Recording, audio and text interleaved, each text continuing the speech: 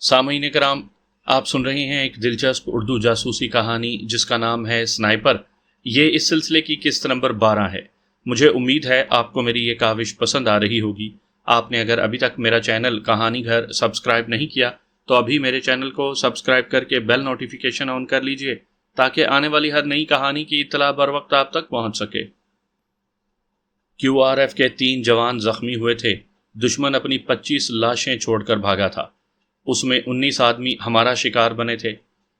اب کیا ارادہ ہے؟ صبح کے 9 بجے پرتکلف ناشتے کے بعد چائے سے لطف اندوز ہوتے ہوئے میجر اورنگزیب خٹک نے پوچھا۔ ہم اس وقت ڈی بلاک پر موجود تھے۔ سردار کندھے اچکاتے ہوئے بولا، آپ کو پتا ہوگا سر۔ میرا مطلب تھا کہ اگر قبیل خان پر ہاتھ ڈالنے سے پہلے چھٹی وغیرہ کاٹنے کا ارادہ ہے تو بتا دو۔ یہاں تم دونوں کا تعلق براہ راست مجھ سے ہے۔ میں نے جواب دیا، نہیں سر، پہلے ہم قبیل خان پر ہاتھ ڈالیں گے، اگر مشکل ہدف ہوا تو پھر دیکھیں گے۔ ہدف تو وہ کافی مشکل ہے اور تم دونوں تو آتے ساتھ ہی اس سے ٹکرا گئے ہو۔ ویسے اس کے خاص آدمی کو چھوڑ کر تم نے اچھا نہیں کیا۔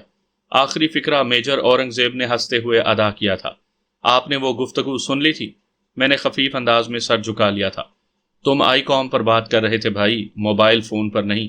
سر بس غلطی یہ ہو گئی کہ میں جلد بازی میں زبان دے بیٹھا تھا۔ میں نے ندامت کا اظہار ضروری سمجھا۔ ویسے مجھے خوشی ہوئی کہ تم نے زبان کا پاس رکھا۔ سردار نے فوراً لقمہ دیا، ورنہ زبان کا پاس صرف پٹھان رکھتے ہیں۔ اس کی بات پر میجر اورنگزیب نے کہا لگایا۔ میں نے پوچھا، ہم قبیل خان مشن پر کب روانہ ہوں گے سر؟ وہ فیصلے کا بوجھ ہمارے کندھوں پر منتقل کرتے ہوئے بولا، جب تمہاری مرضی ہو چلے جاؤ۔ بیرٹ M107 کے ایمونیشن کے بارے پہلے بتا دیا تھا، اب ڈریگنو کا ایمونیشن بھی چاہیے ہوگا۔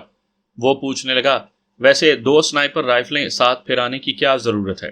سر، بیرٹ M107 کو ہم ہر وقت ساتھ پھرا نہیں سکتے۔ جب بھی کہیں خصوصی ہدف کو نشانہ بنانا ہوتا ہے تب ہمیں اس کی ضرورت پڑتی ہے، اور ڈریگنو چونکہ ہلکی پھلکی رائفل ہے اس لیے عام طور پر ہم اسی سے کام چلا لیتے ہیں۔ میجر اورنگزیب نے پوچھا، تمہارے پاس ڈریگنو کا کتنا ایمونیشن موجود ہے؟ 20-25 گولیاں باقی بچی ہوں گی۔ تو ایسا ہے، تم بیرٹ M107 کو یہیں ڈی بلاک پر چھوڑ جاؤ۔ اگلے قافلے میں بیرٹ کی گولیاں آ جائیں گی۔ جب موقع ملے تم وادی شوال سے یہاں آ کر اپنی رائفل لے جانا۔ یہاں سے چند گھنٹوں ہی کے فاصلے پر قبیل خان کا علاقہ موجود ہے۔ صحیح ہے۔ میں نے اس بات میں سر ہلاتے ہوئے تصدیق چاہی۔ ویسے قبیل خان کے گاؤں کا نام غلام خیل بتایا تھا نا آپ نے؟ بالکل، لیکن ضروری نہیں کہ وہ تمہیں وہیں ملے۔ اس کے کئی ٹھکانے ہیں۔ افغانستان میں بھی اس کے ٹھکانے موجود ہیں۔ مجاہدین کے ساتھ اس نے معاہدہ کیا ہوا ہے۔ وہ آپس میں لڑتے نہیں۔ مجاہدین امریکن آرمی اور افغان فوج کے خلاف برسر پیکار ہیں، جبکہ قبیل خان جیسے بے غیرت پاکستان آرمی کے خلاف مختلف ایجنسیوں کی کٹ پتلی بنے ہوئے ہیں۔ میں نے فیصلہ کن لہجے میں کہا، تو ٹھیک ہے سر، ہم کل یہاں سے نکلیں گے۔ وادی شوال کے مغربی جانب موجود پہاڑوں کے بعد افغانستان کی سرحد شروع ہو جاتی ہے، اور یاد رہے ان پہاڑوں پر افغانستان کی موبائل فون سروس جیسے AWCC یعنی افغانستان وائرلیس کمیونیکیشن، ADIA اور روشن وغیرہ کام کرتی ہیں، کیونکہ شوال وادی کے پہاڑوں کو عبور کرتے ہی افغانستان کے شہر غزنی، خوست، لمن وغیرہ آتے ہیں۔ وہ ہمیں اس علاقے کے بارے میں تفصیل سے بتانے لگا اور ہم ضروری باتیں ذہن نشین کرتے چلے گئے۔ ہم اس وقت تقریباً شمالی اور جنوبی وزیرستان کی سرحد پر موجود تھے۔ وادی شوال کا علاقہ شمالی وزیرستان میں آتا ہے۔ اگر ڈیرہ اسماعیل خان سے وزیرستان کی حدود میں داخل ہوں تو کوٹ قلعہ کے بعد جو پہاڑی سلسلہ شروع ہوتا ہے وہ افغانستان کی حدود میں داخل ہو جاتا ہے۔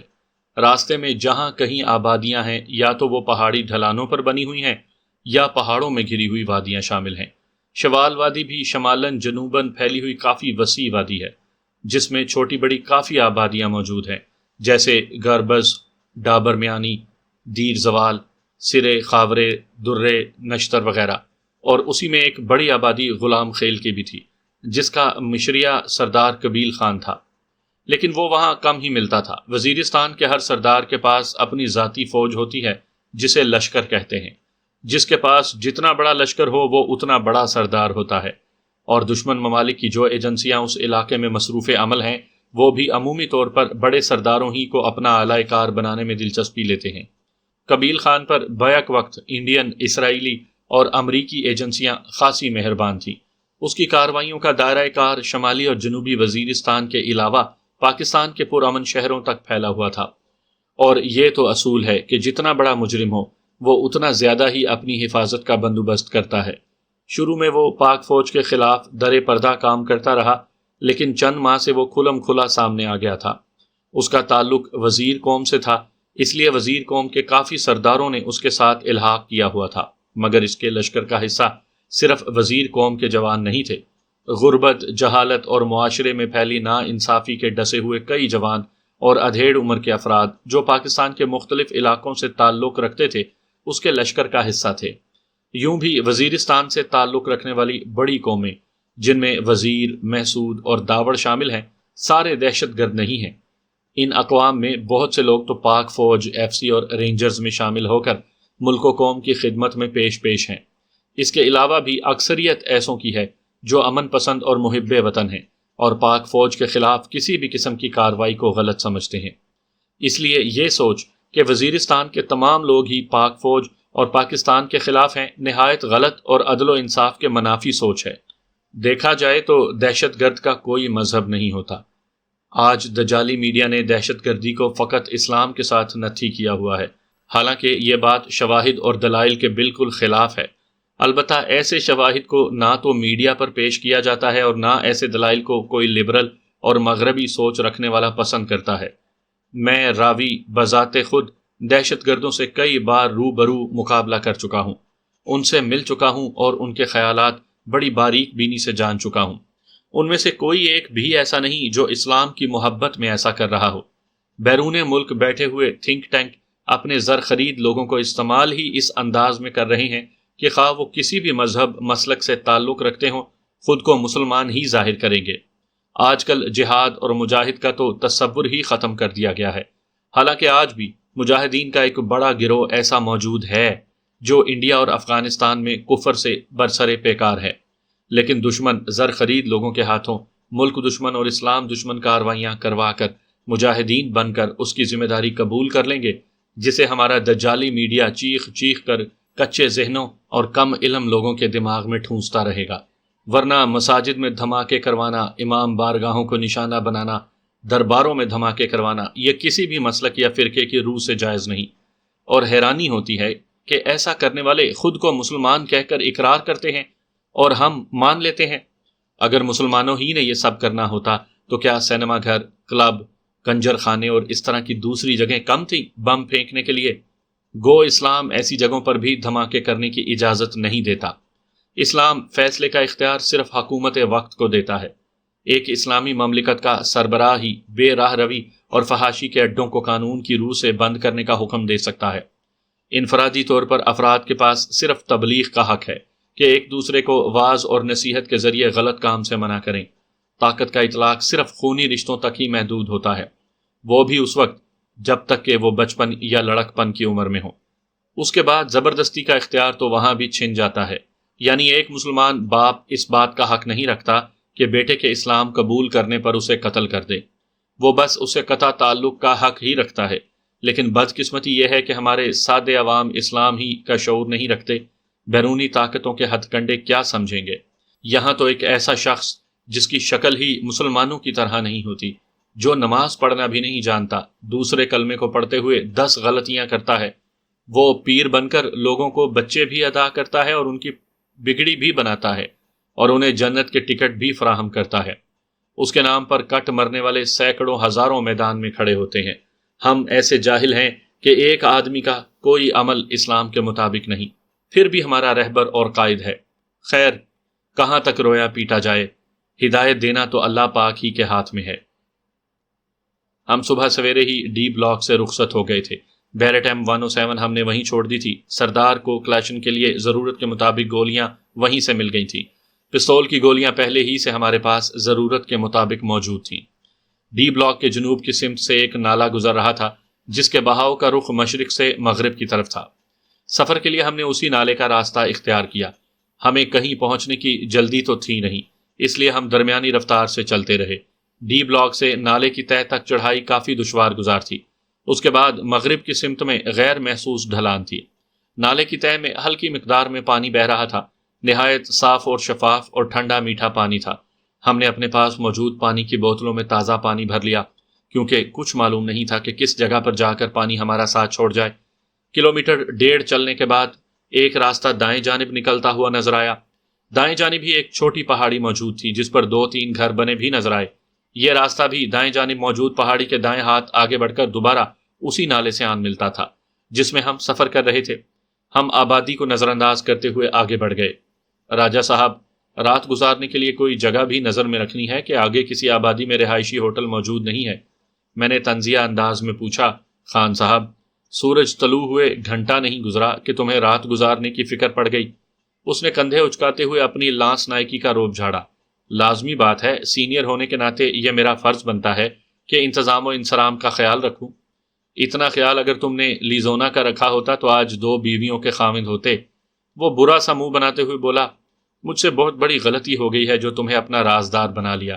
ویسے خان صاحب، ایک بات میں نہایت سنجیدگی سے کہہ رہا ہوں، اس بار چھٹی جاتے ہوئے مجھ سے ATM کارڈ لیتے جانا۔ میں تمہیں $5000 دے سکتا ہوں، اور $5000 کا مطلب ہے 5 لاکھ روپے۔ جاتے ہی جاپان جانے کے لیے ویزے کی درخواست دے دینا۔ سیاحتی ویزا یقیناً چند دنوں میں مل جائے گا۔ پاسپورٹ تمہارا یوں بھی بنا ہوا ہے، بعد کے پچھتاووں سے بہتر ہے ابھی کچھ کر لو۔ اس نے افسردہ لہجے میں کہا، پہلی بات تو یہ ہے کہ کیا پتہ لیزونا مجھے بھول بھی چکی ہو۔ اتنی خوبصورت لڑکی کو کئی محبوب مل جائیں گے۔ اور دوسری بات یہ کہ وہ ایک لمحے کے لیے رکا اور پھر اپنی بات مکمل کرتا ہوا بولا، شاید چند دنوں تک میں باپ بھی بن جاؤں گا۔ باپ بننے کی پیشگی مبارک ہو۔ باقی رہی بات لیزونا کی، اگر اسے تم سے محبت تھی تو پھر تمہارے علاوہ اسے کسی کی بھی ضرورت نہیں ہوگی۔ ابھی اتنا وقت نہیں گزرا کہ وہ تم سے مایوس ہو چکی ہو۔ محبت کرنے والے اتنی جلدی ہمت نہیں ہارتے۔ وہ اپنا فون نمبر اور پتہ تمہارے حوالے کر چکی ہے۔ یقیناً 1.5 سال تو تمہاری فون کال یا خط کا انتظار کرے گی، اور بالفرض وہ کسی اور کو اپنا بھی چکی ہے، تب بھی تمہارا کیا بگڑے گا؟ کم از کم تمہارے پچھتاووں کا تو خاتمہ ہو جائے گا۔ باقی پیسے تو یوں بھی میرے خرچ ہو رہے ہیں۔ اس نے فوراً ہی میرے آخری فقرے پر اعتراض جڑا۔ ابھی سے پیسوں کے تانے دینا شروع کر دیے؟ تانے نہیں دے رہا، ترغیب دے رہا ہوں۔ میں نہیں چاہتا کہ کل کلاں کو تم مزید پچھتاووں کا شکار ہو جاؤ کہ اب تو رقم کی غیر موجودگی کا بہانہ بھی نہیں رہا۔ تم نے مجھے کشمیری چرواہن کی مکمل بات نہیں سنائی تھی۔ دکھوں کو کریدنے سے کرب ہی حاصل ہوتے ہیں دوست۔ جان چھڑانے کی کوشش نہ کرو راجہ صاحب۔ میں نے یہ سوال اس وقت کیا تھا جب موت ہم سے چند قدم کے فاصلے پر موجود تھی، اور اس وقت اگر تم جواب نہیں دے پائے تو اب تو جواب دینا بنتا ہے نا۔ اس کے اصرار کو دیکھتے ہوئے میں نے رومانہ کی کہانی اس کے سامنے دہرا دی۔ اس میں رومانہ نے کس جگہ پر تمہیں دھوکہ دیا ہے، ذرا یہ وضاحت بھی کر دو۔ میری بات مکمل ہوتے ہی اس نے طنزیہ لہجے میں پوچھا، کسی کی بیوی ہو کر مجھ سے محبت کا دعویٰ کرنا کہاں کا انصاف ہے؟ کیا یہ اس شریف آدمی سے سراسر دھوکہ نہیں ہے جو اس کا شوہر ہے؟ بات تمہاری ہو رہی ہے حضرت، کسی شریف آدمی کو نہ گھسیٹو درمیان میں۔ یار، میرے اس کے جانب مائل ہونے کی وجہ یہ تھی کہ میری نظر میں وہ کنواری تھی۔ اگر وہ کسی اور کے ساتھ بندھی ہوئی تھی تو اس کو محبت کا کھیل کھیلنے کی ضرورت ہی کیا تھی؟ کیوں اس نے میرا جذباتی استحصال کیا؟ ایک شادی شدہ لڑکی کو یہ زیب دیتا ہے کہ وہ کسی دوسرے مرد سے محبت جتلائے؟ تو کیا ایک شادی شدہ مرد کو یہ زیب دیتا ہے کہ وہ کسی دوسری لڑکی سے محبت جتلائے، خاص کر اس موقع پر جب کہ وہ باپ بھی بننے والا ہو؟ وہ فوراً بات کو اپنی ذات کی جانب موڑ گیا تھا۔ ہاں، اگر اس نے دوسری لڑکی کو اپنی پہلی شادی کی اطلاع دے دی ہے تو وہ اسے بغیر کسی جھجک کے اپنا سکتا ہے۔ مرد کو دوسری شادی کی اجازت شریعت دیتی ہے، پھر اس میں شبے کی گنجائش کہاں رہی؟ ہو سکتا ہے چنارے بیگم اسے قبول نہ کرے، سردار نے اندیشہ ظاہر کیا۔ اب تو یوں بھی ہمارے پیار کی نشانی بیٹے یا بیٹے کی صورت میں اس دنیا میں آنے والی ہے۔ اس بارے میں میں کیا کہہ سکتا ہوں؟ مجھے تو بس اتنا معلوم ہے کہ تم لیزونا کو بہت زیادہ چاہتے ہو، اتنا کہ موت کو قریب پا کر بھی تمہیں لیزونا کو نہ پانے کا دکھ نہ بھول سکا۔ اور دوسری شادی میں رکاوٹ پہلی بیوی کی وجہ سے پڑتی ہے، اولاد کی وجہ سے نہیں۔ اچھا، تم کب چوتھا دھوکہ کھانے کا ارادہ رکھتے ہو؟ اس نے شرارتی انداز میں مشورہ دیتے ہوئے کہا۔ بہتر تو یہی ہوگا کہ کیپٹن جینیفر کے پاس امریکہ چلے جاؤ اور اجرتی قاتل کے طور پر امریکہ میں اپنی دھاک بٹھا دو۔ یوں بھی انہوں نے تم سے امریکہ ہی میں امریکی ہی مروانے ہیں، تو مارتے جاؤ۔ میرا تو خیال ہے کہ امریکیوں کو مارنے پر تمہیں اجر ہی ملے گا۔ یہ فتوے اپنے پاس رکھو حضرت، کسی بھی بے گناہ انسان کو قتل کرنا اتنا آسان نہیں ہوتا۔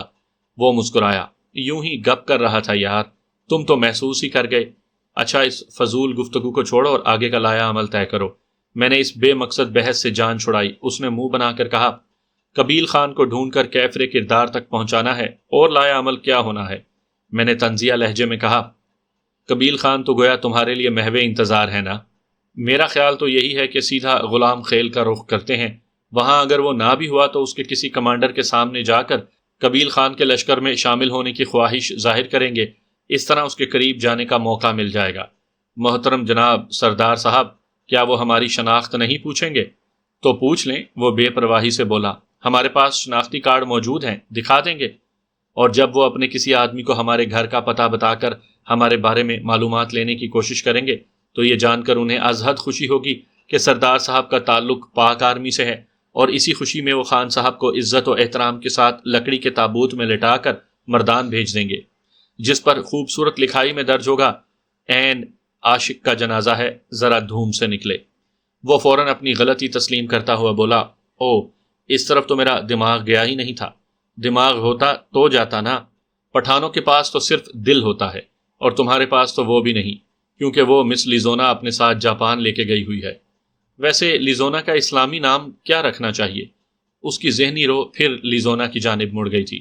ہزاروں لاکھوں نام ہیں، کوئی بھی اچھا سا نام رکھ لینا، مثلا اللہ وسائی، جنت بی بی، فتح بی بی، بیگمہ، بخت سوائی، کرما، بھلی وغیرہ وغیرہ۔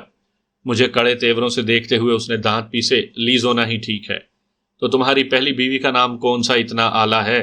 بھلا چنارے بھی کوئی نام ہوتا ہے، اور اب بیٹا ہو تو اس کا نام ککر خان رکھ لینا، اور بیٹی ہو تو ٹالی بیگم۔ وہ جلدی سے بولا، ہم قبیل خان کو ڈھونڈنے کا لایا عمل طے کر رہے تھے۔ میں نے کہا لگاتے ہوئے تائیدی انداز میں سر ہلایا، بالکل۔ اگر سبیل خان، میرا مطلب ہے الفا 2 سے رابطہ کر لیں؟ نہیں، میجر صاحب نے تو بتایا تھا کہ وہ صرف رابطے کا ذریعہ ہیں، اس کے علاوہ اس سے کوئی امید رکھنی بھی نہیں چاہیے۔ سردار نے ہار مانتے ہوئے کہا، تو پھر تم ہی کچھ پھوٹو۔ میرا خیال ہے کہ غلام خیل جاتے ہیں، وہاں کسی غیر متعلقہ شخص سے قبیل خان کے متعلق معلومات لینے کی کوشش کریں گے، اور اس کے سامنے ہم خود کو قبیل خان کے لشکر میں شامل ہونے کا خواہش مند بتائیں گے، لیکن قبیل خان کے کسی کمانڈر یا خود اس کو ملنے کی کوشش نہیں کریں گے۔ اگر قبیل خان کے کسی آدمی سے ٹاکرا ہو گیا تو خود کو مجاہدین کا آدمی بتائیں گے اور کہہ دیں گے کہ پہلی بار افغان بارڈر عبور کرنے جا رہے ہیں۔ لگتا ہے میری صحبت کا تم پر اثر پڑتا جا رہا ہے، اور اب تم بھی کچھ بہتر سوچنے لگ گئے ہو۔ تمہاری سوچ تو… الفاظ میرے گلے میں گھٹ گئے تھے۔ اس جگہ نالا شمال کی جانب مڑ رہا تھا۔ موڑ کاٹ کر میری نظریں جوں ہی سیدھی ہوئیں، مجھے سامنے ایک پتھر کے ساتھ 5 آدمی بیٹھے نظر آئے۔ 3 کے پاس کلاشنکوف موجود تھی، البتہ 2 آدمی خالی ہاتھ تھے۔ ہمیں دیکھ کر انہوں نے کسی قسم کا رد عمل ظاہر نہیں کیا تھا۔ السلام علیکم۔ ان کے قریب پہنچنے پر نہ چاہتے ہوئے بھی مجھے سلام کہنا پڑا۔ وعلیکم السلام ورحمۃ اللہ وبرکاتہ، انہوں نے خلوص بھرے لہجے میں جواب دیا تھا۔ قریب سے ان کے چہرے دیکھتے ہوئے مجھے ایک خاص قسم کی چمک نظر آئی تھی۔ وہ دہشت گرد نہیں لگتے تھے۔ میں نے دہشت گردوں کے چہروں پر ایک عجیب سی وحشت اور ویرانی دیکھی تھی۔ اس کے برعکس ان کے چہروں پر بلا کا سکون اور اطمینان پھیلا ہوا تھا۔ بیٹھو بھائی جان، قہوہ پیو۔ ان کے ہاتھوں میں اس وقت قہوے ہی کی پیالیاں تھیں۔ انہوں نے قہوے کی دعوت دیتے ہوئے دیر نہیں لگائی تھی۔ جزاک اللہ، یہ کہہ کر میں نے سردار کو بیٹھنے کا اشارہ کیا۔ بڑی پیاری رائفل رکھی ہوئی ہے، ہمیں قہوہ پینے کی دعوت دینے والے نے ڈریگنوں کی طرف ہاتھ بڑھا کر کہا۔ میں رائفل اس کی جانب بڑھاتے ہوئے جواب دینے لگا، جی بس شوق تھا ڈریگنو رائفل لینے کا، کچھ رقم جمع ہوئی تو پورا کیے بنا رہا نہ گیا۔ خالی شوق ہی ہے یا اس کے استعمال سے بھی واقف ہو؟ وہ خوبصورت مسکراہٹ ہونٹوں پر سجائے ہوئے مستفسر ہوا۔ شوق تو شوق ہوتا ہے امیر صاحب، میں نے بھی جواباً بھرپور مسکراہٹ اس کی جانب اچھالی، اور میرا خیال ہے جب بات شوق کی آ جائے تو سب سوال بیکار چلے جاتے ہیں۔ بات تو صحیح ہے۔ ٹیلیسکوپ سائٹ کے حفاظتی کور اتار کر اس نے کوہنیوں کو اپنے گھٹنوں پر ٹیکا اور دور پہاڑی کی چوٹی پر شست سادنے لگا۔ آپ غالباً قبیل خان کے لشکر سے تعلق رکھتے ہیں؟ ایک جوان نے قہوے کی بھری پیالیاں ہماری جانب بڑھاتے ہوئے سوال کیا۔ میں نے گول مول انداز میں کہا، بس یہی سمجھ لو۔ جھوٹ نہ بولو جوان، ادھیڑ عمر کے آدمی نے، جسے میں نے امیر صاحب کہا تھا، ڈریگنو رائفل میری جانب بڑھاتے ہوئے ناصحانہ لہجے میں کہا۔ آپ کو کیسے معلوم کہ میں جھوٹ بول رہا ہوں؟ میں سوال کرنے سے باز نہیں آیا تھا۔ اس نے میری آنکھوں میں جھانکتے ہوئے جواب دیا، یہ میرا مشاہدہ ہے۔ اگر ہم قبیل خان کے لشکر میں شامل ہونے کے ارادے سے جا رہے ہوں تو کیا پھر بھی میرے بولے گئے الفاظ کو جھوٹ پر محمول کیا جائے گا؟ قہوہ ٹھنڈا ہو رہا ہے، اس نے میری بات کا جواب دینا ضروری نہیں سمجھا۔ کیا آپ بھی قبیل خان کے لشکر سے تعلق رکھتے ہیں؟ خاموش بیٹھے سردار نے پوچھا۔ نہیں، اس نے نفی میں سر ہلا دیا۔ اس کے ساتھ بیٹھے ہوئے ایک اور جوان نے کہا، ہم مجاہدین کے خدمتگار ہیں۔ مجاہدین کے بارے مجھے معلوم ہوا تھا کہ وہ بالکل بھی جھوٹ نہیں بولتے۔ اس کے بتانے سے پہلے ہی میں ان کے بارے میں یہ اندازہ لگا چکا تھا، لیکن اس کے جواب سے تو تصدیق بھی ہو گئی تھی۔ آپ کے نام جان سکتا ہوں؟ گفتگو کی ابتدا کرنے والے نے پوچھا۔ میں ذیشان حیدر ہوں اور یہ سردار خان ہے۔ میں نے اصل نام بتانے میں کوئی قباحت نہیں سمجھی تھی۔ میرا نام عبدالحق اور یہ احمد۔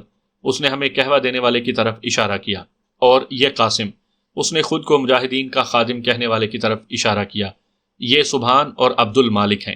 قہوے کے لیے شکریہ عبدالحق بھائی، میں نے گویا جانے کی اجازت چاہی۔ ویسے میرا مشورہ مانو تو قبیل خان کے لشکر میں شامل ہونے کے بجائے واپس چلے جاؤ تو بہتر ہوگا۔ عبدالحق نصیحت کرنے سے باز نہیں آیا تھا۔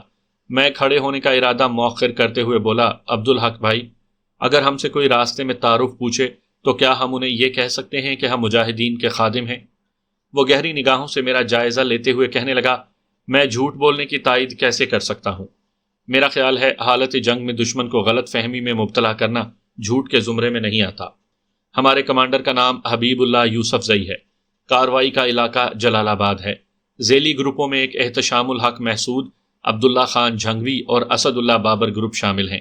اس نے اپنا مفصل تعارف کروا کر گویا ہمیں اجازت دے دی تھی کہ ہم ان کا نام استعمال کر سکتے ہیں۔ میں نے پوچھا، عبدالحق بھائی، کیا دہشت گردوں سے چھینا ہوا اسلحہ جہاد میں استعمال ہو سکتا ہے؟ بلا شبہ استعمال ہو سکتا ہے، اس نے اس بات میں سر ہلاتے ہوئے جواب دیا۔ اگر آپ زیڑا کیل اور لگی نرائے پہاڑی کے دامن تک جانے کی زحمت کر سکیں تو وہاں 6 کلاشن کوفیں ہم نے چھپائی ہوئی ہیں۔ سامنے نالے میں پتھر کی بڑی چٹان کے اوپر پڑا چھوٹا پتھر نظر آ رہا ہے۔ اس نے 200 گز دور ایک پتھر کی جانب اشارہ کیا۔ صاف نظر آ رہا تھا کہ کسی نے نشانے بازی کے لیے وہ پتھر وہاں رکھا ہے۔ یہ پتھر ہم ہی نے رکھا ہے اور اب قہوہ پینے کے بعد ہم اسے نشانہ بنانے والے تھے۔ اس نے میری معلومات میں اضافہ کیا۔ ٹھیک ہے، لیکن آپ گفتگو کو اس رخ کیوں موڑ لائے ہیں؟ میری سمجھ میں یہ نہیں آ رہا۔ میں نے حیرانی بھرے لہجے میں پوچھا، کیا آپ ایک ہی گولی سے اس پتھر کو نشانہ بنا سکتے ہیں؟ جھوٹ نہ بولنا، اس نے گہری نظر سے میرا جائزہ لیتے ہوئے پوچھا۔ سردار نے گفتگو میں حصہ لیتے ہوئے کہا، عبدالحق بھائی، سچ تو یہ ہے کہ اگر یہ پتھر موجودہ فاصلے سے 3 گنا فاصلے پر بھی پڑا ہو تو ذیشان بھائی اسے پہلی گولی میں نشانہ بنا لے گا۔ چلو ایک گولی ضائع کر ہی دو۔ عبد المالک نے سردار کی بات کی حقیقت جاننے کی کوشش کی۔ رائفل کوک کر کے میں نے 200 رینج لگائی اور اس پتھر کا نشانہ سادتے ہوئے فوراً گولی چلا دی۔ میں نے 2-3 سیکنڈ سے زیادہ شست نہیں لی تھی اور نہ مجھے 200 میٹر کے فاصلے پر اتنا وقت خرچ کرنے کی ضرورت تھی۔ پتھر کی چٹان پر رکھا وہ چھوٹا پتھر جانے اڑ کر کہاں غائب ہو گیا تھا؟ تو گویا پرسوں قبیل خان کے آدمیوں سے آپ کی جھڑپ ہوئی تھی، عبدالحق نے فوراً پوچھا۔ میں مسکرایا۔ کیا اس سوال کا جواب دینا ضروری ہے؟ اور آپ خود کو ایس ایس کہہ رہے تھے، ہے نا؟ کیا کہہ سکتا ہوں، میں نے اس کی تائید یا تردید کی کوشش نہیں کی تھی۔ ویسے آپ کو کیسے معلوم ہوا؟ مخابرہ، وہ آئی کام کو مخابرہ کہتے ہیں۔ مخابرہ ہمارے پاس بھی موجود ہے اور اتفاق سے اس وقت ہم لگرائے میں موجود تھے۔ فائرنگ کی شدید آواز سن کر میں نے ایک قریبی ٹیکری پر چڑھ کر مخابرہ آن کیا، وہیں پر ساری گفتگو سنی ہے۔ مجھے روشن خان سے اس بزدلی کی توقع نہیں تھی۔ سردار نے کہا، موت کو سامنے پا کر بڑے بڑے ہمت ہار جاتے ہیں۔ ویسے تم نے اسے پھنسا کیسے لیا تھا؟ احمد نے دلچسپی لیتے ہوئے پوچھا۔ جواباً میں نے روشن خان کے پھنسنے کی جگہ کے بارے تھوڑی سی وضاحت کر دی۔ چند دن پہلے ان سے تمہاری زیڑا کیل میں بھی ایک جھڑپ ہوئی ہے، اس کے بارے مجھے لگ رہا ہے کہ ایک دوست سے معلوم ہوا ہے۔ سردار نے جواب دیا، ہاں، پر انہوں نے ہمیں رات کے وقت گھیر لیا تھا۔ آپ لوگوں نے وہ ہتھیار کس جگہ پر چھپائے ہیں؟ عبدالحق اصل موضوع کی طرف پلٹا۔ جواباً سردار نے انہیں دونوں جگہوں کے بارے مفصل طور پر سمجھا دیا۔ ویسے اب آپ لوگ یہ کہنے میں حق بجانب ہو کہ آپ مجاہدین کے خدمتگار ہو، احمد نے مسکراتے ہوئے کہا۔ ہم دونوں کے ساتھ باقی سب بھی مسکرا پڑے۔ ویسے میں اتنی زیادہ باتوں کے بعد، انکشاف کے بعد پشیمانی محسوس کر رہا ہوں، میں نے صاف گوئی سے کہا۔ عبدالحق نے دھیمی مسکراہٹ سے جواب دیا، جوان، سمجھو تمہاری ہم سے کوئی بات چیت ہوئی ہی نہیں، یہ باتیں یہیں دفن ہو گئی ہیں۔ ہم صرف اتنی ہی بات کسی دوسرے کو کریں گے کہ جتنی کا ہمیں خود سے پتا تھا۔ میں نے فوراً کہا، ہمیں آپ کی زبان پر مکمل اعتبار ہے۔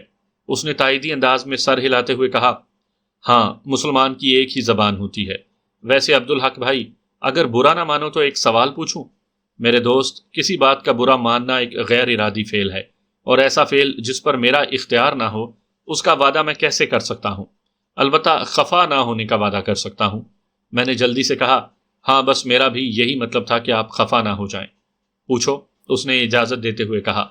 جب آپ قبیل خان کو برا سمجھتے ہو تو اس کے ساتھ معاہدہ کیوں کیا ہوا ہے؟ مجاہدین کو اس کے خلاف بھی تو جہاد کرنا چاہیے۔ وہ مسکرایا۔ اچھا سوال ہے، تو جواب بھی دینا۔ سردار مصر ہوا۔ دوستو، سیدھی بات یہ ہے کہ ہماری تعداد اتنی زیادہ نہیں ہے کہ ہم امریکہ، اس کے اتحادیوں اور افغان فوج کے ساتھ ساتھ وزیرستان کے ان دہشت گرد سرداروں سے بھی نبرد آزما ہو سکیں۔ ان کے ساتھ لڑائی کرنے کی وجہ سے ہمیں سرحد عبور کرنے میں کئی مشکلات کا سامنا کرنا پڑ سکتا ہے۔ اس وجہ سے ان کے ساتھ معاہدہ کرنا ہماری مجبوری ہے۔ میں نے تلخی سے کہا، تو کیا مجبوری میں دین اور وطن کے دشمنوں سے معاہدہ کر لینا جائز ہے؟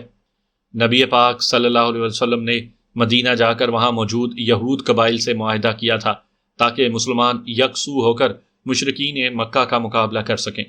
گو اس میں اور بھی کئی حکمتیں تھیں کہ وہ ایک نبی صلی اللہ علیہ وآلہ وسلم کا فیصلہ تھا۔ بہرحال آپ کو اپنے سوال کا جواب مل گیا ہوگا۔ عبدالحق کی دلیل ایسی نہیں تھی کہ اس کا جواب دیا جا سکتا۔ میں نے خاموشی سے سر جھکا لیا۔ عبدالحق نے مجھے خاموش پا کر کہا، غلام خیل میں آپ کمانڈر عبدالرشید بیٹنی کے گھر قیام کر سکتے ہو۔ انہیں صرف میرا حوالہ دینا کافی ہوگا۔ ہم فی الحال زیڑا کیل جا رہے ہیں، کل ہی لوٹیں گے۔ اس کی بات پر ہم دونوں کے چہرے کھل اٹھے تھے۔ اس کے باوجود میں نے اندیشہ ظاہر کیا کہیں ہماری وجہ سے آپ لوگوں پر کوئی آنچ نہ آ جائے۔ عبدالحق خلوص سے بولا، ہمارا تعلق بھی پاکستان سے ہے بھائی، باقی اپنے طریقہ کار میں اختلاف صحیح، مقصد تو اپنا ایک ہی ہے نا۔ ہمیں واقعی ایک ٹھکانے کی ضرورت تھی جہاں ہم سر چھپا کر قبیل خان کے خلاف کام کر سکتے۔ سردار نے صاف گوئی سے اعتراف کیا، ٹھکانوں کی فکر نہ کرو، البتہ اس کے خلاف ہم آپ کی جسمانی مدد نہیں کر سکیں گے۔ معاہدے کی روح سے ہم اس بات کے پابند ہیں کہ اس کے کسی آدمی کے خلاف کوئی کارروائی نہیں کریں گے، اور آپ دونوں کا ہم سے تعلق فقط مہمان کا ہے۔ البتہ انہیں اس بارے معلوم ہو گیا کہ ان کے دشمنوں نے کسی جگہ پناہ لے رکھی ہے تو پھر آپ کی مشکلات بڑھ سکتی ہیں۔ ہمارے ٹھکانے پر وہ بے شک حملہ نہیں کریں گے، لیکن باہر نکلنے پر تو وہ آپ کے خلاف ہر قسم کی کارروائی کر سکتے ہیں۔ ہمیں اس کے علاوہ کوئی اور مدد چاہیے بھی نہیں عبدالحق بھائی۔ سردار کے لہجے میں ممنونیت کا عنصر نمایاں تھا۔ میرا خیال ہے اب رخصت لی جائے، قاسم نے مشورہ دیا، اور تمام اپنا اپنا سامان سنبھالتے ہوئے کھڑے ہو کر ایک دوسرے سے الوداعی معانقہ کرنے لگے۔ سب سے آخر میں عبدالحق ملا۔ اس نے میرے کان میں سرگوشی کرتے ہوئے کہا، مجھے آپ کا نشانہ پسند آیا۔ شکریہ عبدالحق بھائی، اللہ پاک آپ لوگوں کو کامیابی سے ہمکنار کرے۔ دعا دیتے ہوئے وہ رخصت ہو گئے۔ آپ لوگوں کو بھی فتح مبین نصیب ہو، جواباً کہہ کر میں بھی اپنے راستے ہو لیا۔ ویسے یہ کوئی غائبانہ سی مدد نہیں مل گئی ہمیں۔ ان سے تھوڑا دور آتے ہی سردار نے گفتگو کی ابتدا کی۔ اللہ پاک ہر قدم پر اپنے بندوں کی مدد کرتا ہے خان صاحب، چاہے وہ بندہ تمہاری طرح لفنگا ہو جو کافر لڑکی سے محبت کرتا ہو، یا میری طرح مظلوم جسے مسلمان لڑکی بھی میسر نہ ہو۔ یار راجے، خدا کا خوف کرو، اب یہاں لیزونا کا ذکر کہاں سے نکل آیا؟ سردار کا لہجہ رو دینے والا تھا۔ یوں ہی تمہارے کرتوت دیکھ کر میں بولے بنا رہ نہیں پایا۔ میں نے بے پرواہی سے کندھے اچکائے۔ وہ ترکی بہ ترکی بولا، اپنے کرتوت بھول گئے ہو جب ایک شادی شدہ لڑکی کے لیے انڈیا کی مارکیٹوں میں خریداری کرتے پھر رہے تھے؟ تم اچھی طرح جانتے ہو کہ میں اسے غیر شادی شدہ سمجھا تھا۔ وہ کہاں پیچھے رہنے والا تھا، فوراً بولا، اور تم بھی اچھی طرح جانتے ہو کہ وہ مسلمان ہونے کو تیار ہے۔ مسلمان ہوئی تو نہیں نا؟ وہ بھی غیر شادی شدہ تو نہیں تھی نا؟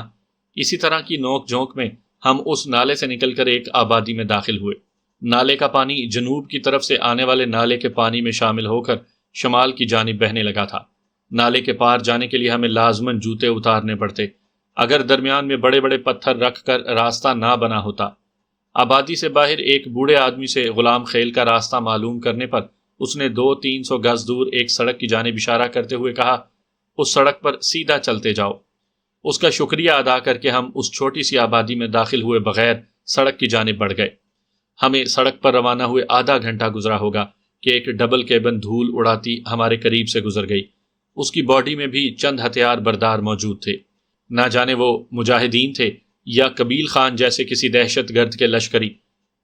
اسی وجہ سے ہم نے ان سے لفٹ بھی نہیں مانگی تھی۔ اس کے بعد بھی 2 گاڑیاں ہمارے قریب سے گزریں، مگر ہم گپ شپ کرتے پیدل ہی چلتے رہے۔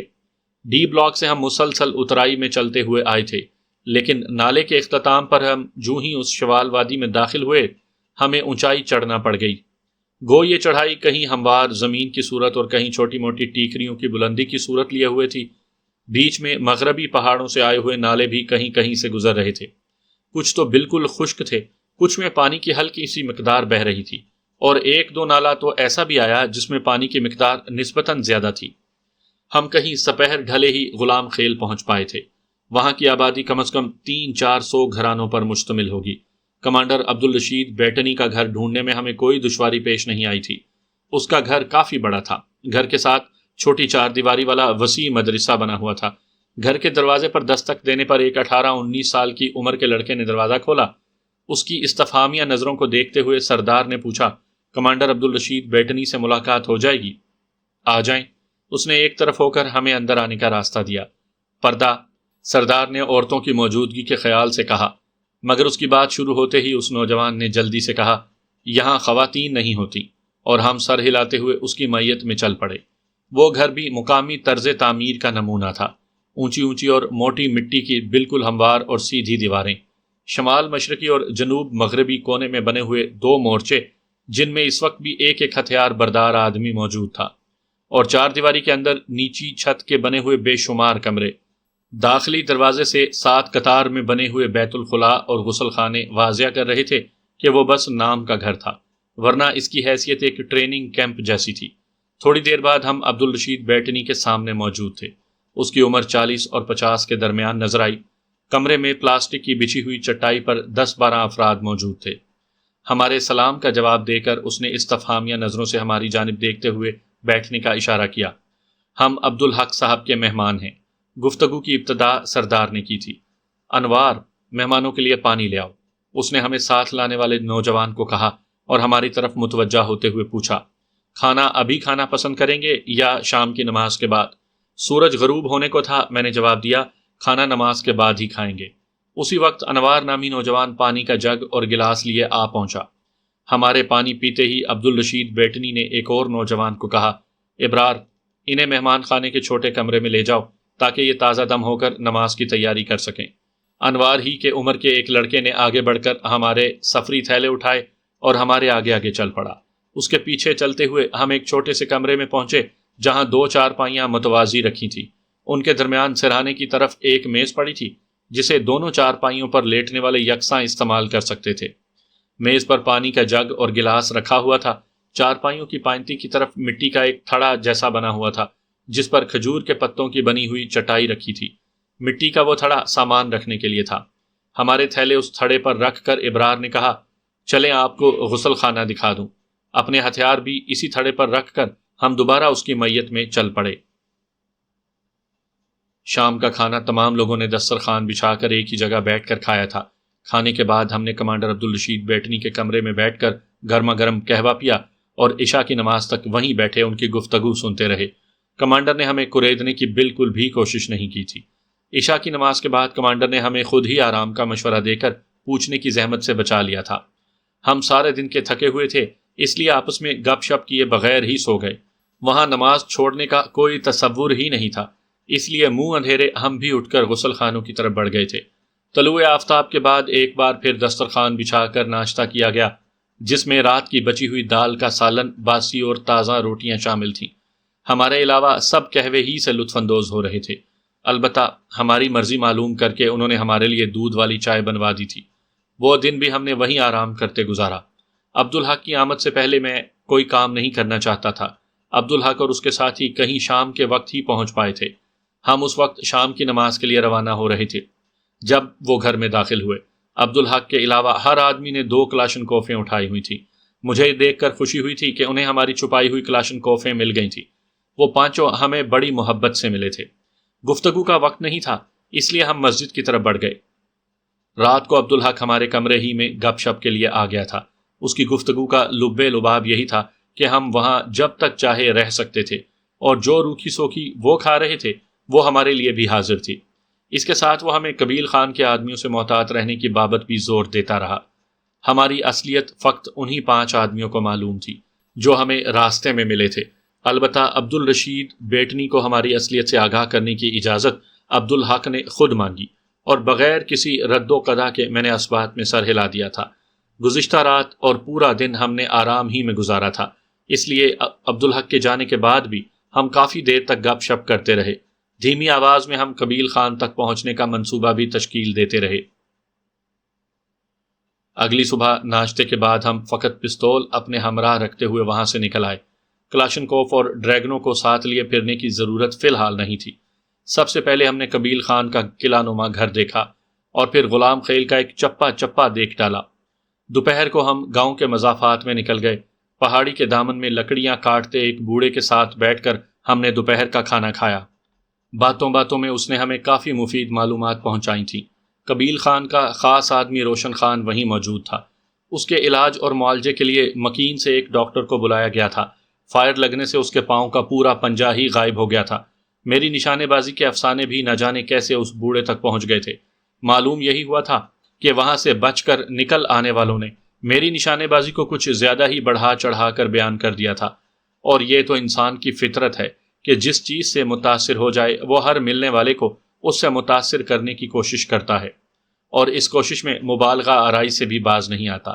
اپنی نشانے بازی کی صلاحیت کا خود مجھے بھی ادراک تھا، لیکن جو کارنامے مجھ سے اس بوڑھے نے منسوب کیے تھے، اس طرح ہونے کا میں بس خواب ہی دیکھ سکتا تھا۔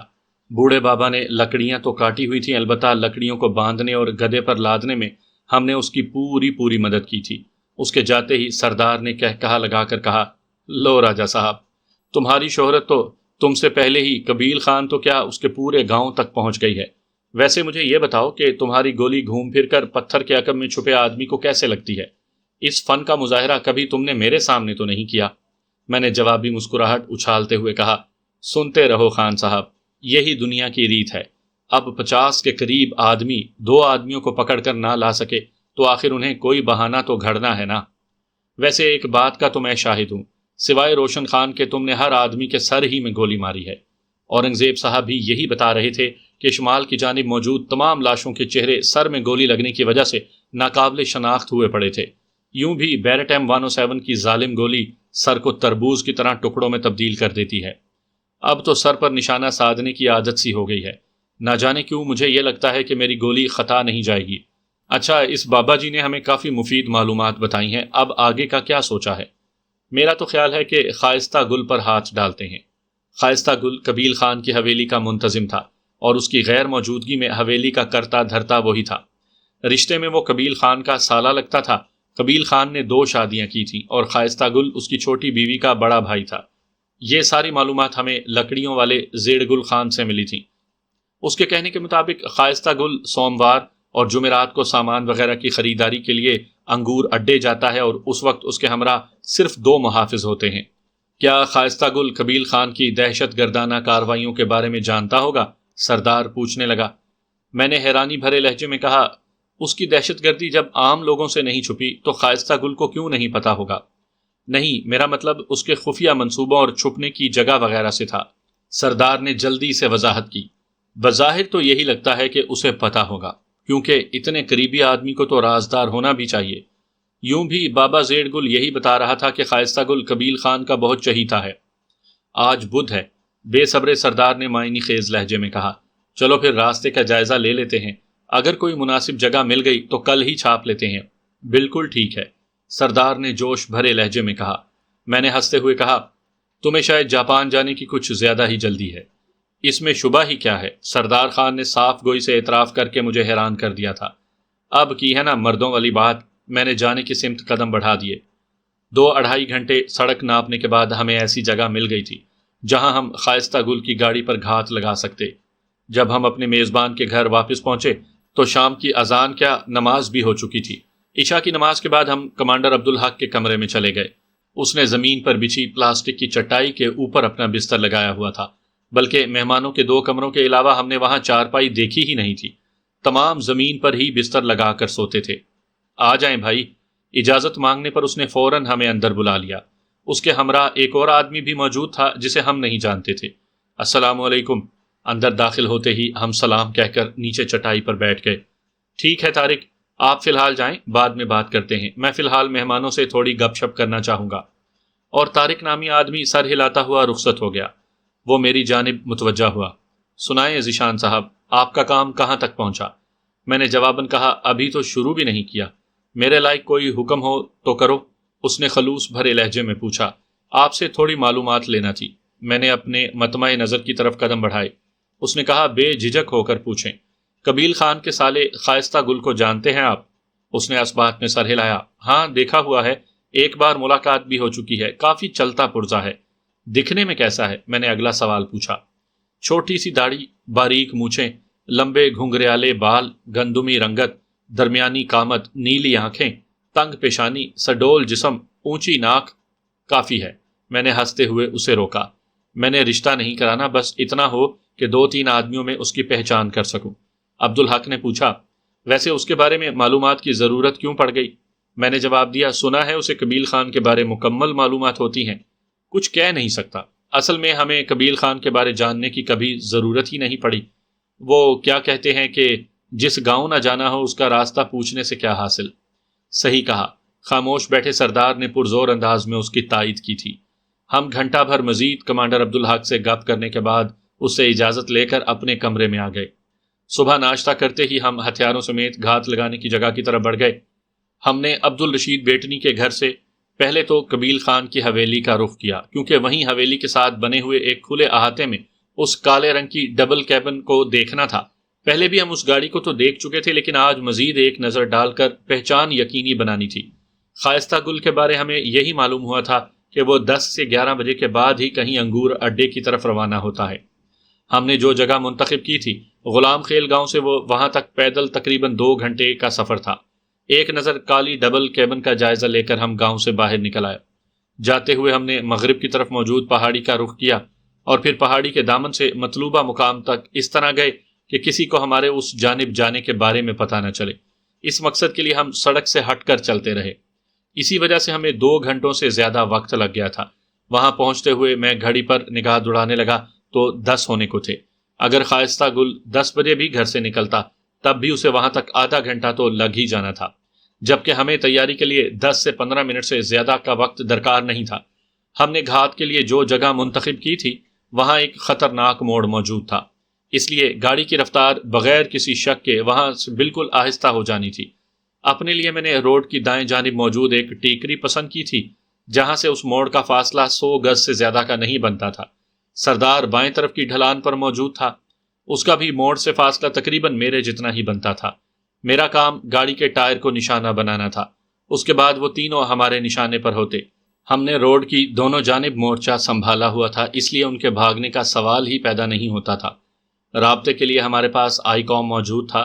باقی خائستہ گل کے بارے یہی معلوم ہوا تھا کہ گاڑی وہ خود ہی ڈرائیو کیا کرتا ہے اور 2 محافظ گاڑی کی باڈی میں بیٹھے ہوئے ہوتے ہیں، اس لیے خائستہ گل کو پہچاننا ہمارے لیے مشکل نہیں تھا۔ یوں بھی ہم عبدالحق سے مفصل طور پر اس کا حلیہ معلوم کر چکے تھے۔ خائستہ گل کی کالی ڈبل کیبن قریباً 11 بجے نمودار ہوئی، لیکن اس کے ہمراہ 2 اور گاڑیاں دیکھ کر ہمیں اپنا منصوبہ چوپٹ ہوتا نظر آیا۔ تینوں گاڑیاں بڑے آرام سے وہاں سے گزر گئیں۔ خائستہ گل کی ڈبل کیبن سب سے آگے تھی اور اس میں زیڈ گل کے کہنے کے مطابق اس کے علاوہ 2 ہی آدمی تھے جو ڈبل کیبن کی باڈی میں بیٹھے تھے۔ اس کے پیچھے بھی 2 ڈبل کیبن ہی تھی اور دونوں گاڑیوں میں کم از کم 10 افراد ضرور موجود تھے۔ ان گاڑیوں کے گزرتے ہی سردار اپنی جگہ چھوڑ کر میری جانب چل پڑا۔ میرا خیال ہے واپس چلتے ہیں۔ میرے قریب بیٹھ کر اس نے بھی میری طرح چٹان نما پتھر سے ٹیک لگا لی تھی۔ واپس کس لیے؟ میں نے نفی میں سر ہلایا۔ تھوڑا انتظار کرو بھیا، شاید واپسی پر وہ اپنے روزمرہ کے مطابق فقط 2 محافظوں کے ساتھ ہی لوٹے۔ جب وہ یہاں سے گئے 3 گاڑیوں میں ہیں تو اکیلا کیسے لوٹے گا؟ میں نے کہا، ضروری تو نہیں کہ باقی 2 گاڑیاں واپس بھی لوٹیں، ہو سکتا ہے انہوں نے ابھی انگور اڈے جانا ہو اور یہاں سے جاتے ہوئے بس اتفاقی طور پر اکٹھے ہو گئے ہوں۔ چلو دیکھ لیتے ہیں۔ تھوڑا آگے کو کھسک کر وہ لمبا لیٹ گیا۔ سڑک کی جانب سے ہم آڑ میں تھے، اپنے ساتھ ہم سفری تھیلے نہیں لا سکے تھے، ورنہ وقت گزاری کے لیے چائے ضرور بناتے۔ رات کی بھرپور نیند کے بعد اس وقت سونے کی حاجت بھی نہیں تھی، ورنہ 2-3 گھنٹے سو ہی جاتے۔ ہم بس سر کے نیچے پتھر رکھ کر لیٹ گئے۔ سردار کے پاس لیزونا کا خوشگوار تذکرہ موجود تھا۔ وہ امریکہ میں لیزونا کی میت میں بیتے خوبصورت لمحوں کو دہراتا رہا۔ امریکہ میں بھی کسی کی نظر کا مرکز رہا تھا، مگر اس کی محبت فقط اپنے مقصد کے حصول کی خاطر تھی۔ کیپٹن جینیفر ہینڈسلے جو ہزاروں نہیں لاکھوں میں ایک تھی، لیزونا کا معصومانہ چہرہ بھی اس کے سامنے ماند پڑ جاتا تھا۔ میں اس کے ساتھ گزارے لمحوں کو یاد کرنے لگا۔ سردار کی باتیں بس میرے کانوں تک ہی رسائی پا رہی تھی، میرے دماغ میں جینیفر کے خیالات گھوم رہے تھے، اور عجیب بات یہ ہے کہ جب کبھی میں اس کے بارے سوچتا میں کسی منطقی نتیجے تک نہ پہنچ پاتا۔ وہ پہلے ہی دن میری جانب متوجہ ہو گئی تھی، اور پھر میری ایک بات پر خفا ہو کر وہ مجھ سے چند دن کھچی کھچی رہی تھی، لیکن اس دوران بھی اس کا رویہ کسی روٹھی ہوئی محبوبہ کا سا رہا تھا۔ مجھے جلانے کے لیے ہندو سنائپرز کے ساتھ گھومنا، میری توجہ حاصل کرنے کے لیے اوٹ پٹانگ حرکتیں کرنا، اور پھر صلح کرنے کے لیے اس نے خود ہی میری طرف دوستی کا ہاتھ بڑھایا تھا، لیکن اس کا دوبارہ میری طرف متوجہ ہونا کسی کی ہدایت کے مرہون منت تھا، کیونکہ اس کے بعد وہ مجھے رات کے کھانے پر لے جا کر ایک غیر قانونی کام کرنے پر مجبور کرنے لگی، اور اس کی آخری رات کی اداکاری تو بہت ہی لاجواب تھی۔ اگر لیزونا نے مجھے اس کی کسی سے کی ہوئی باتیں نہ بتا دی ہوتی تو یقیناً میں اب بھی اسے مخلص سمجھتا رہتا۔ کیا وہ مطلب پرست اور خود غرض تھی؟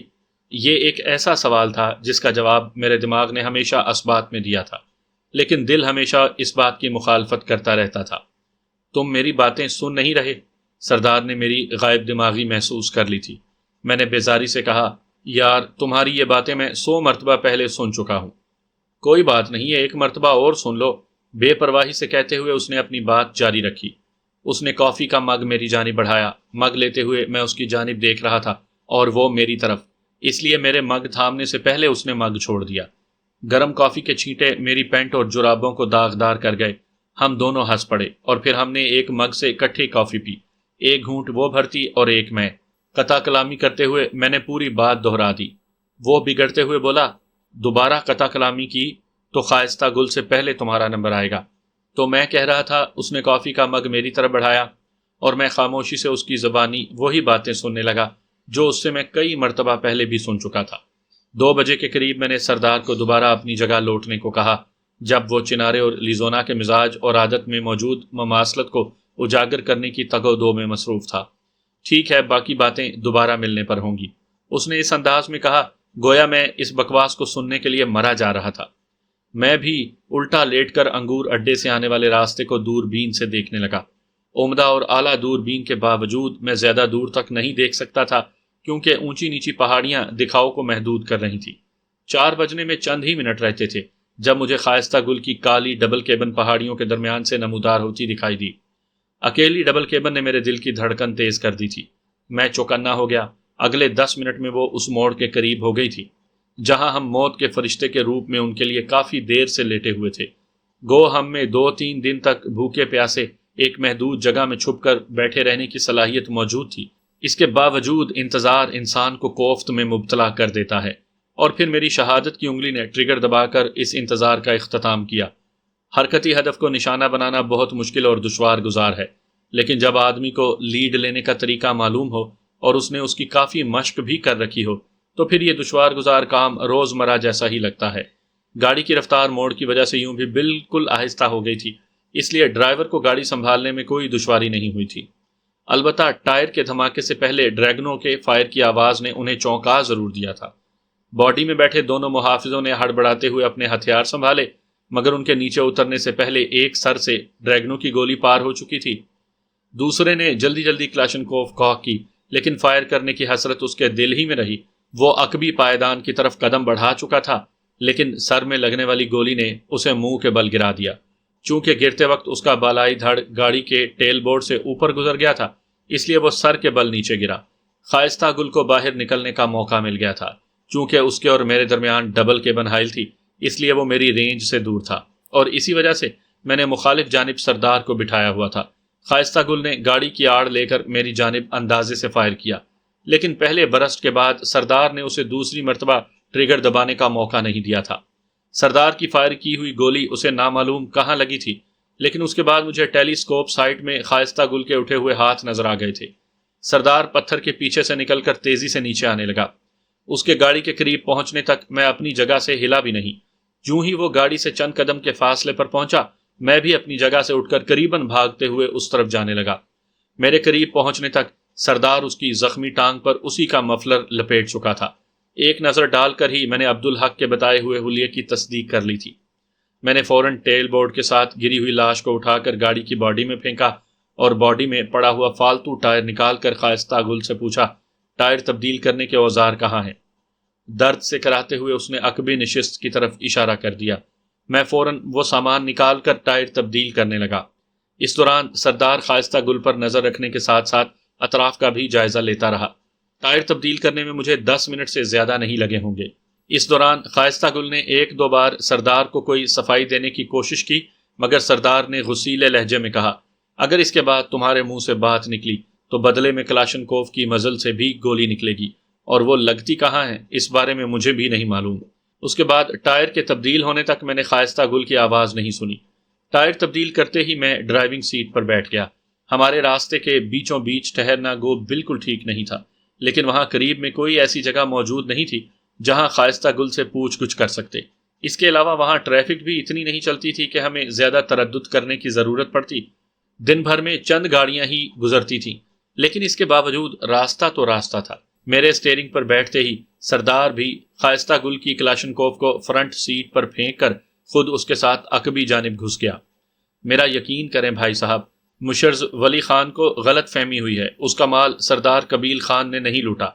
ہمیں روانہ ہوتے دیکھ کر اس نے ایک بار پھر صفائی پیش کرنے کی کوشش کی، اور اس مرتبہ سردار نے نہ تو اسے ٹوکا اور نہ اس کی غلط فہمی دور کرنے کی کوشش کی۔ تمہیں کیسے پتا کہ یہ قبیل خان کا کام نہیں ہے؟ آپ جانتے ہی ہوں گے کہ سردار قبیل خان کا کوئی کام مجھ سے چھپا نہیں ہے۔ اس کے لہجے میں ہلکا سا تفاخر در آیا تھا۔ تو پھر یہ کس کا کام ہے؟ مشرز ولی خان کو تو اپنا مال واپس چاہیے۔ مجھے تو بادشاہ خان محسود پر شک ہے، وہ اسی طرح کے کام کرتا رہتا ہے۔ خائستہ گل نے ہولے ہولے سے کراتے ہوئے صفائی دینے کی کوشش جاری رکھی۔ اس دوران میں نے موڑ کاٹ کر ڈبل کیبن راستے سے نیچے اتار کر نالے میں کر لی تھی، اور پھر اسی طرح اندر ہی اندر گاڑی کو آگے لے جاتے ہوئے کسی مناسب جگہ کی تلاش میں نظریں گھمانے لگا۔ میرا رخ اس وقت غلام خیل سے مخالف جانب تھا۔ جلد ہی مجھے شرقی جانب سے ایک نالہ اس نالے میں شامل ہوتا نظر آیا۔ میں نالے کی مغربی سمت میں تھا اور اس وقت جنوب مغرب کی طرف رواں دواں تھا۔ گاڑی کو نالے کے چھوٹے پانی سے گزار کر میں شرقی نالے میں گھس گیا۔ ان دونوں کی گفتگو جاری تھی۔ بے شک بادشاہ خان محسود اس طرح کے کام کرتا رہتا ہے، لیکن اس سے مشرز ولی کی بات ہو چکی ہے۔ وہ واضح انکار کر رہا ہے، بلکہ ہر قسم کا اعتبار دینے کے لیے تیار ہے۔ وہ کراہتے ہوئے بولا، میں حتمی طور پر تو نہیں کہہ سکتا کہ یہ کس کا کام ہے، البتہ سردار قبیل خان کی طرف سے میں ہر ضمانت دینے کو تیار ہوں۔ سردار اتنے چھوٹے کام کے لیے اپنی ساکھ اور عزت کو داؤ پر نہیں لگاتا۔ وقت گزرنے کے ساتھ ساتھ اس کے درد میں اضافہ ہوتا جا رہا تھا۔ تو تمہاری نظر میں یہ چھوٹا کام ہے؟ سردار نے تیکھے لہجے میں پوچھا۔ دیکھیں بھائی، مجھے تو یہی معلوم ہوا ہے کہ 20-25 کلاشنکوفیں، 3-4 ہزار کلاشنکوف کی گولیاں اور تھوڑا سا ہائی ایکسپلوزیو بارود تھا۔ اب آپ خود انصاف کریں، کیا سردار قبیل خان اس کے لیے مشرز ولی خان سے دشمنی کا بیج بو سکتا ہے؟ سردار نے فوراً پوچھا، تمہیں یہ تفصیل کہاں سے معلوم ہوئی؟ ہم سوئے تو نہیں ہیں بھائی جان، یوں بھی اس طرح کی باتیں کہاں چھپی رہ سکتی ہیں؟ میں نے گاڑی درختوں کے ایک جھنڈ کی طرف موڑ دی۔ یوں بھی اس علاقے میں نالوں اور درختوں کی بہت زیادہ بہتات تھی۔ درخت بھی ایسے جو سدا بہار رہیں، سارا سال سبز ہی رہتے ہیں۔ گاڑی روک کر میں باہر نکلا اور پہلی بار زبان کھولتے ہوئے خائستہ گل کو مخاطب ہوا۔ تمہارے کہنے کا مطلب یہ ہے کہ تمہیں قبیل خان کی ہر چھوٹی بڑی بات کے بارے معلوم ہے؟ بالکل، اپنے خشک ہونٹوں پر زبان پھیرتے ہوئے اس نے اسبات میں سر ہلایا۔ یہ کہہ کر میں نے سردار کو اسے باہر نکالنے کا اشارہ کیا۔ وہ دونوں ہاتھ اپنی مضروب ٹانگوں پر رکھے بیٹھا تھا۔ سردار نے دروازہ کھول کر اسے بازو سے پکڑا اور بے رحمی سے باہر گھسیٹ لیا۔ کیا کر رہے ہیں آپ؟ تکلیف کی شدت سے اس کا چہرہ مسخ ہونے لگا تھا۔ نیچے گرتے ہوئے اس کی ٹانگ میں یقیناً غضب کا درد اٹھا ہوگا، تبھی اس کی آنکھوں سے آنسو بہہ نکلے۔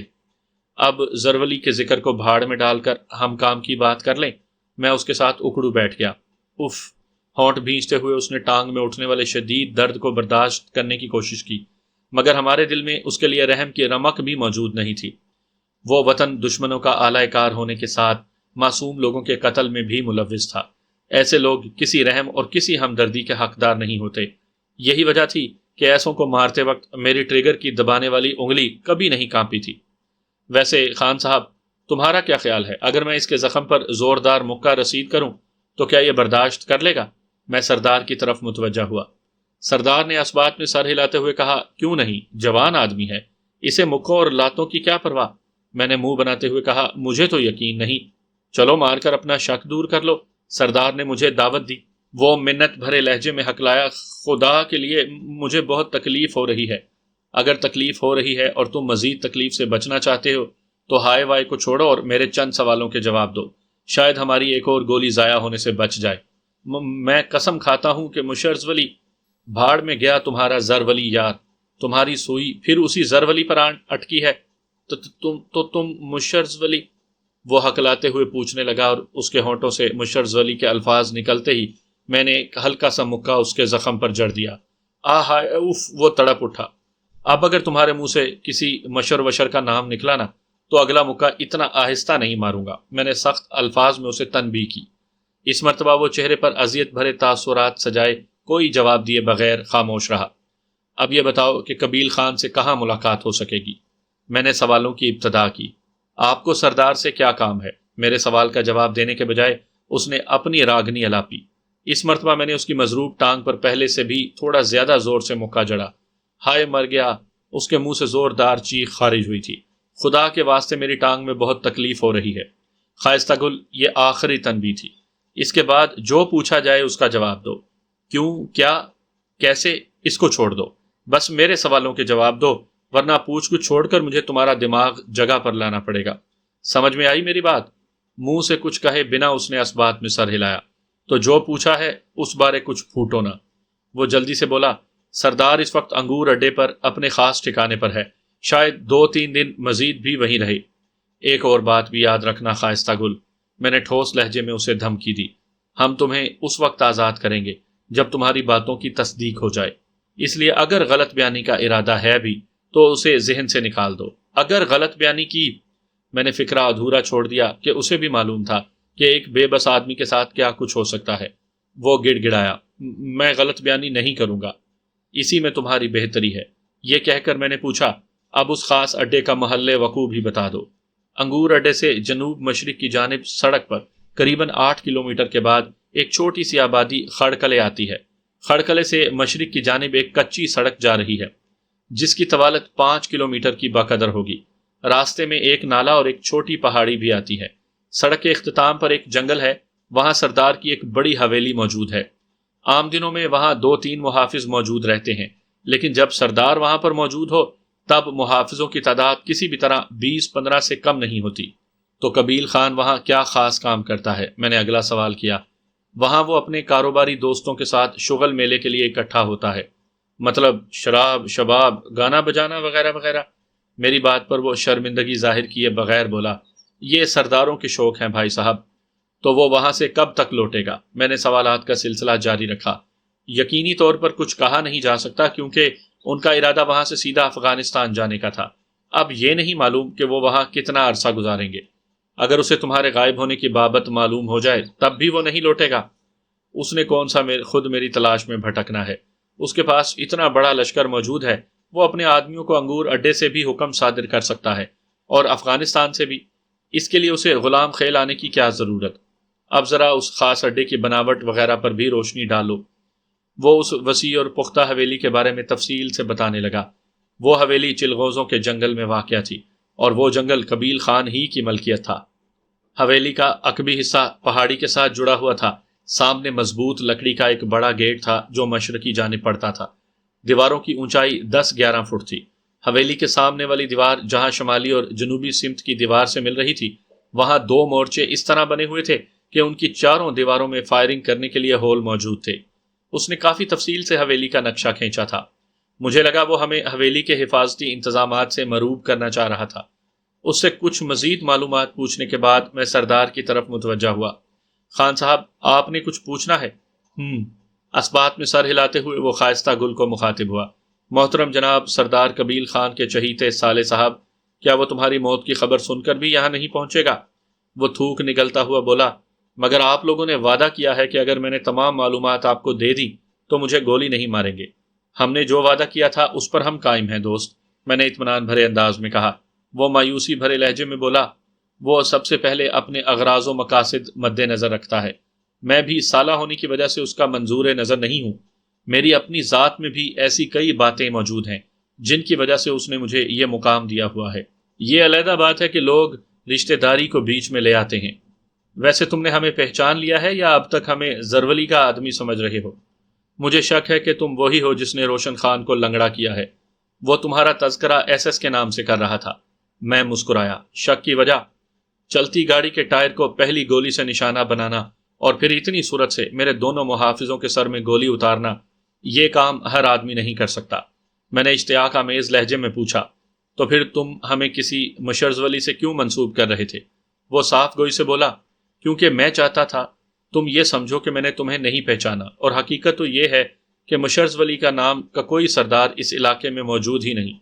میں نے فوراً پوچھا، تو اب کیوں اعتراف کر رہے ہو؟ کیونکہ اب تم میری جان بخشی کا وعدہ کر چکے ہو، اور روشن خان کہہ رہا تھا کہ ایس ایس اپنے الفاظ سے نہیں پھرتا، مگر میں نے تم سے تو ایسا کوئی وعدہ نہیں کیا۔ میں نے کہا تھا کہ تمہیں گولی نہیں ماروں گا، اور اس بات پر میں قائم ہوں۔ نہیں، تم نے وعدہ کیا تھا کہ مجھے قتل نہیں کرو گے۔ میری بات سن کر اس کا رنگ پیلا پڑ گیا تھا۔